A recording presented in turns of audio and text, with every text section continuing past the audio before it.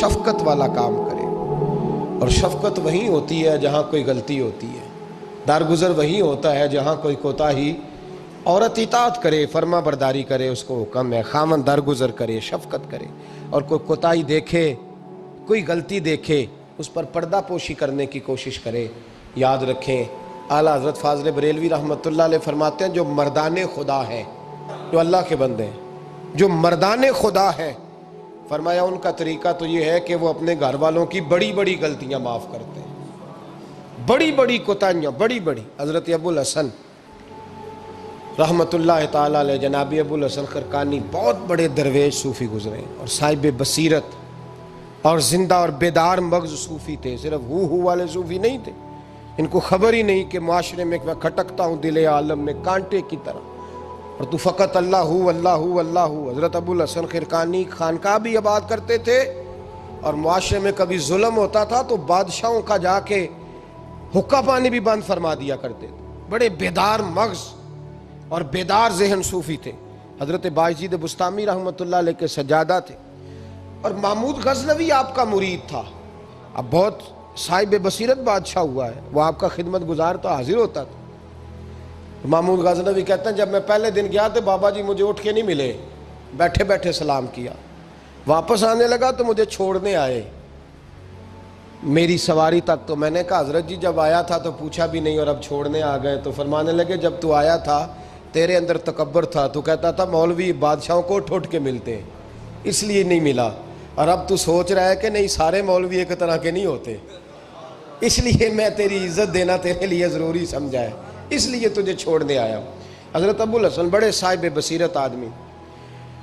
ایک آدمی یمن سے آیا کئی 100 کلومیٹر کا سفر طے کر کے ملنے، اس نے دروازے پہ دستک دی، حضرت کے گھر کے دروازے، بادشاہ کے پیر ہیں۔ اندر سے بی بی صاحبہ بولی کون ہے دروازے پہ؟ فرمایا میں یمن سے آیا ہوں یا مصر سے آیا ہوں، بڑی دور سے ملاقات کرنی ہے۔ حضرت صاحب کدھر ہیں؟ تو بی بی کہنے لگی تجھے بھی کوئی کام نہیں جس طرح اسے کوئی کام نہیں، تو بھی فارغ ہے اس کی طرح، بس یہی اللہ اللہ یہی ڈیوٹی ہے تیری بھی۔ میں نے کہا یار اتنا بڑا صوفی اور گھر میں اس کا کیا حال ہے، وہ بات کرنے والی؟ تو میں نے کہا جناب حضرت کدھر ہیں؟ تو کہنے لگی وہ کوئی جنگل میں بیٹھا اللہ اللہ کر رہا ہوگا، نہ بچوں کی فکر نہ گھر بار کی فکر، مسئلوں سے بھی پیٹ بھرتے ہیں کبھی، ادھر بیٹھا ہوگا، جا ملنا ہے تو تو بھی چلا جا، دوبارہ دروازے پہ دستک نہ دینا خبردار۔ کہتے ہیں میرے وہ جو میں ایک ذائچہ بنا کے آیا تھا نا اللہ کے ولی کا، وہ میرا سارا ہی ٹوٹ گیا۔ میں نے کہا کچھ نہیں حال، جس کا گھر حال نہیں تو باہر کیا ہوگا، اندر ہی کوئی طبیعت نہیں۔ لوگ فٹافٹ اعتراض کرتے ہیں، کہتے ہیں صاحب فلاں بندے کو نہیں صحیح کر سکے تو، حالانکہ یہ بات اور ہے، یہ پہلو اور ہے۔ نوح علیہ السلام کی بیوی اگر کافر رہ جائے، بیٹا اگر غیر مسلم رہ جائے تو یہ حکمت الہی ہوتی ہے، یہ اللہ پاک کی حکمت ہوتی ہے، حکمت ہوتی ہے، اس میں پیغمبر کی تبلیغ میں کوئی اعتراض نہیں کیا جا سکتا۔ اس نے کہا جنگل میں ہوں گے تو بھی چلا جا۔ کہتے ہیں وہ جو میرے ذہن میں ان کا زاویہ تھا، وہ جو ایک شخصیت کا روپ میں بنا کے وہ تو نکل گیا، لیکن میں نے کہا چل اتنی دور سے آیا ہوں بابے سے میل ہی لیتا ہوں، شام ہو گئی ہے رات بھی رہنا ہے۔ کہتے ہیں میں نے جنگل کی طرف منہ کیا تو حضرت جنگل سے آ رہے تھے اور شیر پہ بیٹھے ہوئے تھے، شیر پہ بیٹھے تھے۔ فرماتے ہیں پھر میرے دل میں خیال آیا، میں نے کہا بی بی قابو آتی نہیں اور شیر کو قابو کیا ہوا ہے۔ پھر وسوسہ آیا اتقوا فراست المومن فإنه ينظر بنور اللہ، رواہ ترمذی او کما قال صلی اللہ علیہ وسلم۔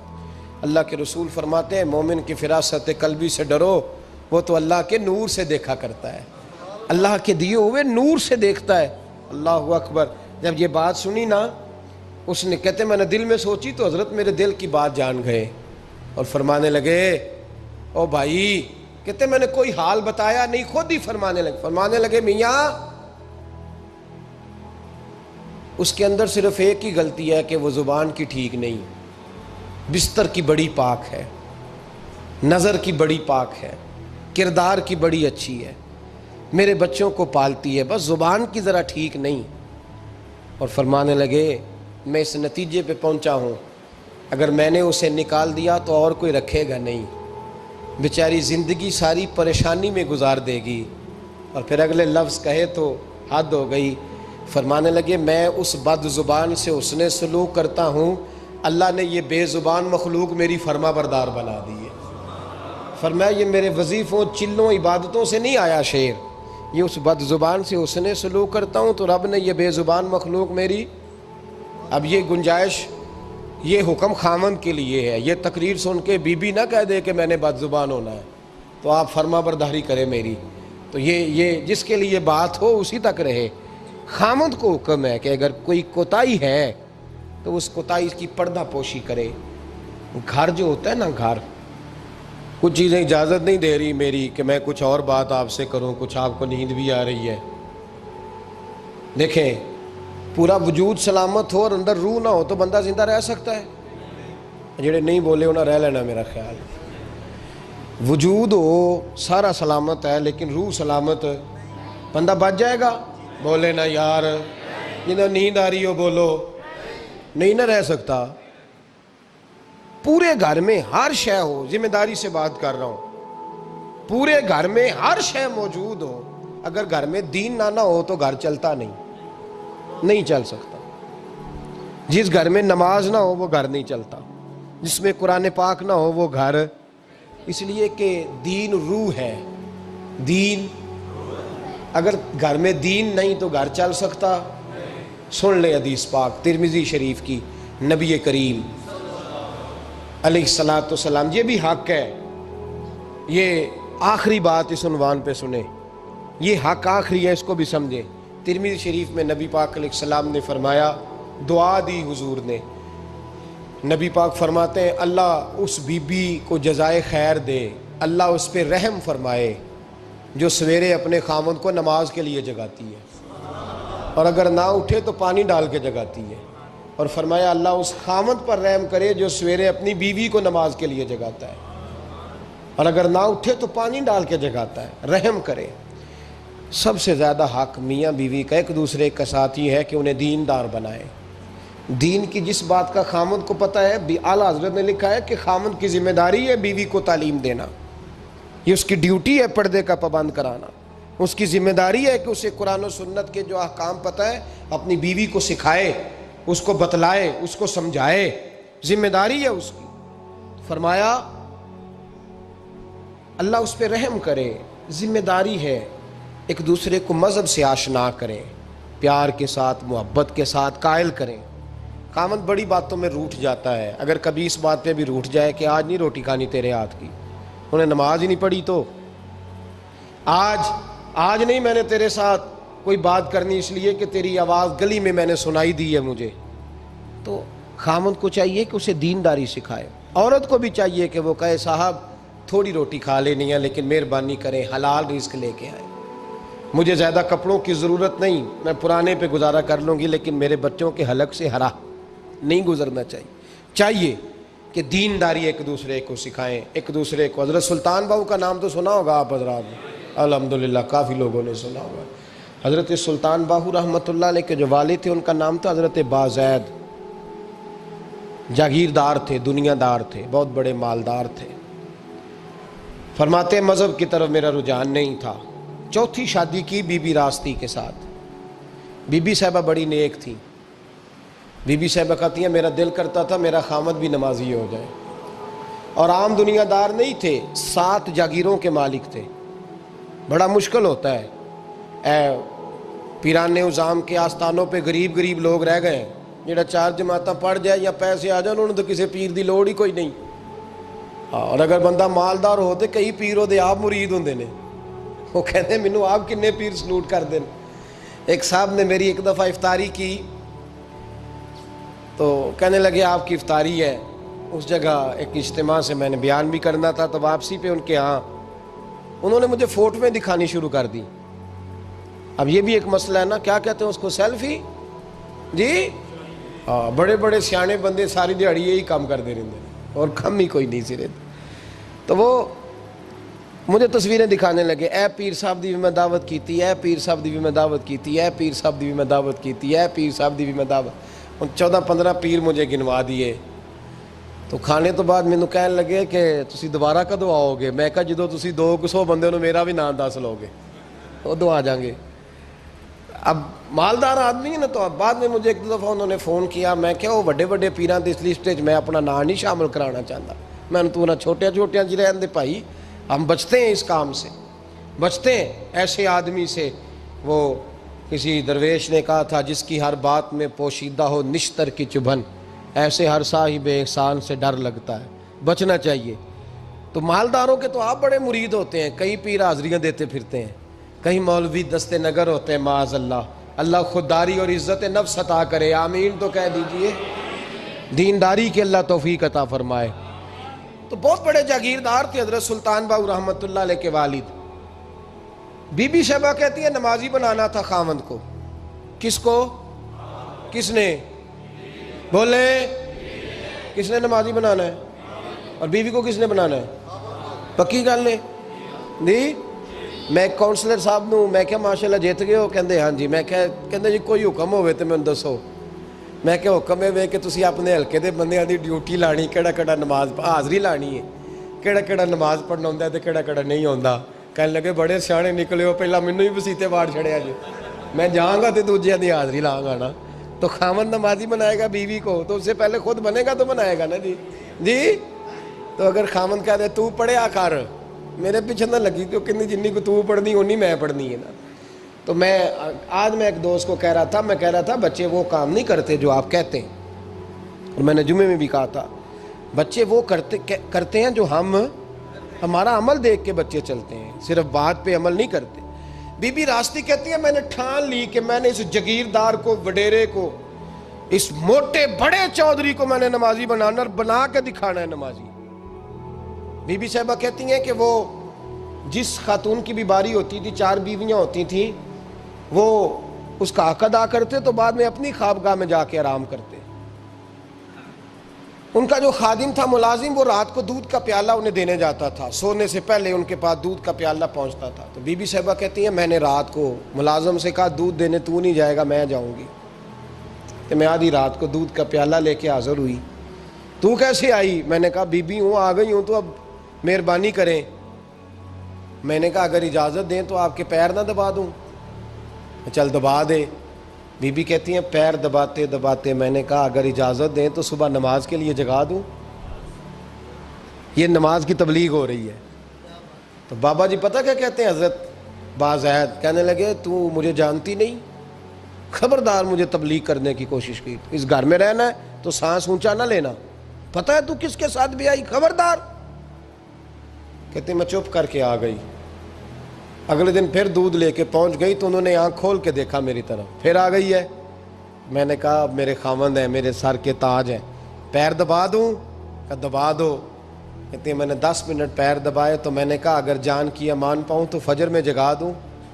میں نے جلال فرمایا۔ کہنے لگے تجھے کہا تھا نا کہ مجھے کسی کا مشورہ قبول نہیں، تو کون ہوتی ہے مجھے بات کرنے والی، چل دوڑ جا۔ بی بی صاحبہ کہتی ہیں میں 10 دن جاتی رہی۔ کتنے دن؟ انہوں نے سختی بھی کی، برا بھلا بھی کہا، اور کئی دن یہ بھی کہا کہ کل آئی تو پھر یاد رکھنا۔ کہتی ہیں 10ویں دن میں گئی تو حضرت بازید کہتے ہیں میرے دل میں خیال آیا یہ جان چھوڑنے والی نہیں، یہ باز نہیں آئے گی، اور چلو ہے بھی تو میری بیوی، غلط بات بھی کوئی نہیں کر رہی، کہہ بھی نماز کر رہی ہے۔ کہنے لگے اگر میں سویرے اٹھ جاؤں تو پھر دوبارہ تو نہیں آئے گی، تو دوبارہ تو نہیں آئے گی۔ یہ دیکھیں میاں بیوی کا آپس میں رشتہ، سویرے اگر میں اٹھ جاؤں نماز کے لیے تیرے کہنے پہ تو میری جان چھوڑ دے گی تو؟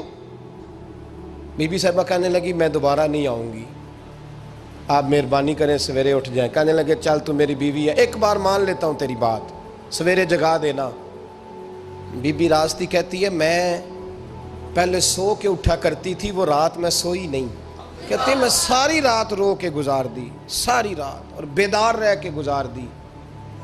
سویرے فجر کے وقت پانی گرم کیا، بغل میں مصلی لیا، خامد کو بیدار کیا، وضو کرایا، اور کہتی ہیں جب وہ اللہ اکبر کہہ کے سنتوں کی نیت باندھی تو میرے اس طرح آنسو گرے جیسے سیلاب آتا ہے اور دریا کا بند ٹوٹتا ہے، اور میں نے رو کے کہا مولا میرے اختیار میں یہیں تک تھا، میں مصلی پہ کھڑا کر سکتی ہوں، میں دل تو نہیں نہ بدل سکتی، وہ تیرے قبضے میں ہے، مقلب القلوب ہے، فضل کر اس کا دل بدل دے۔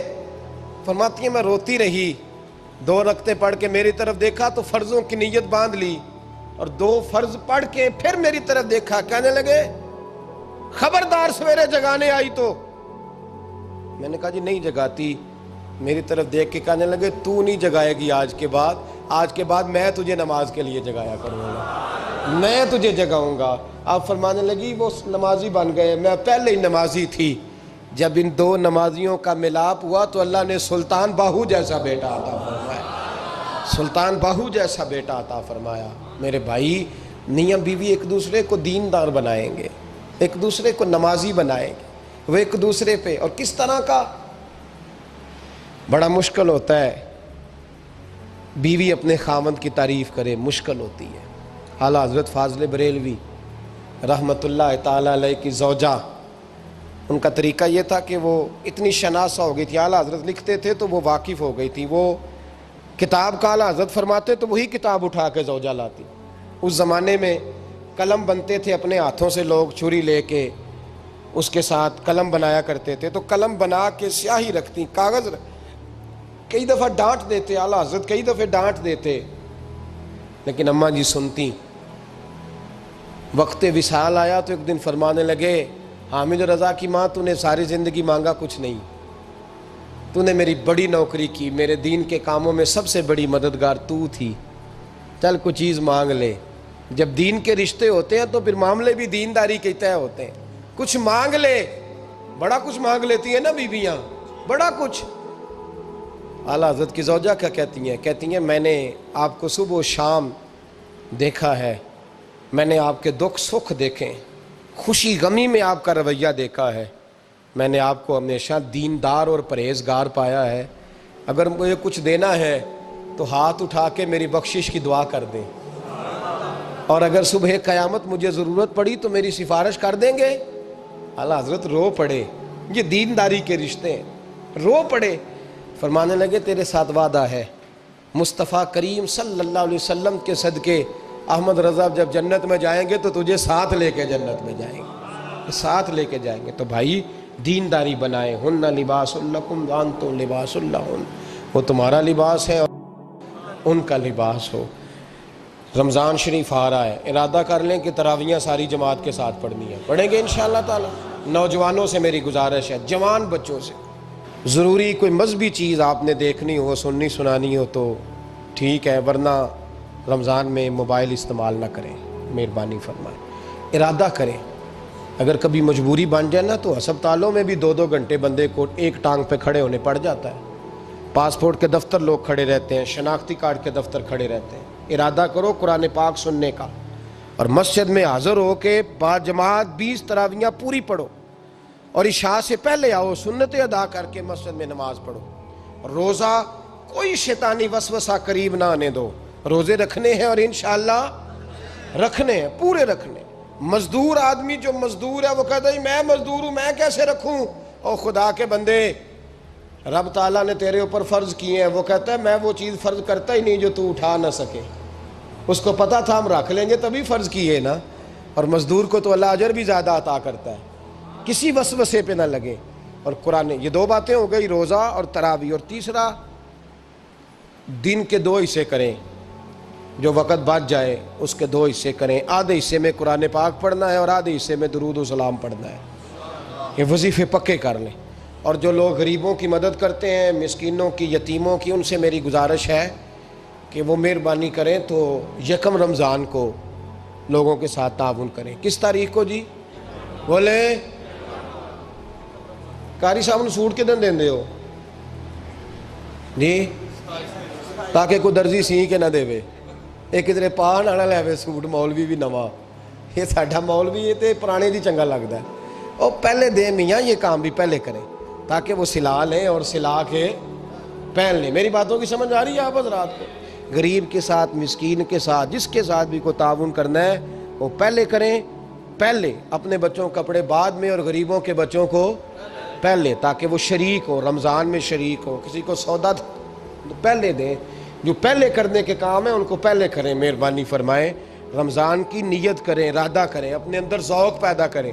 میں نے اپنے دوستوں کو کل سبق دیا ہے کہ کام مجبوری سے بھی ہو جاتا ہے اور شوق سے بھی لیکن مجبوری سے کرنے سے مزہ نہیں آتا.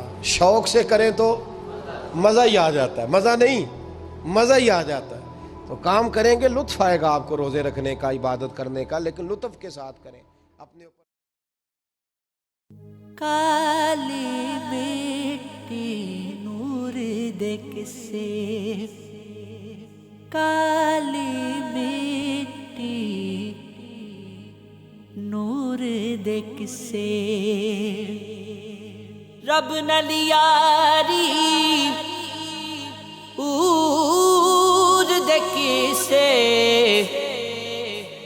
کالی مٹی نور دے کسے، سن کے مریا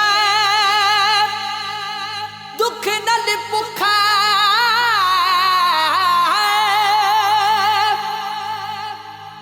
سن کے مریا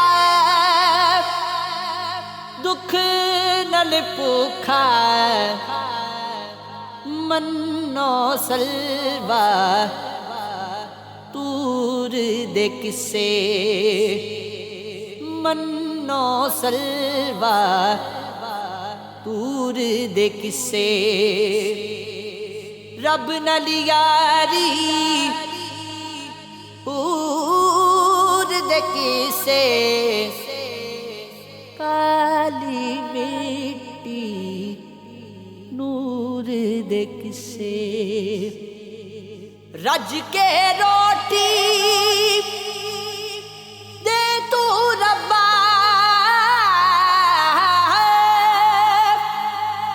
رج کے روٹی دے تو ربا، جنت تیری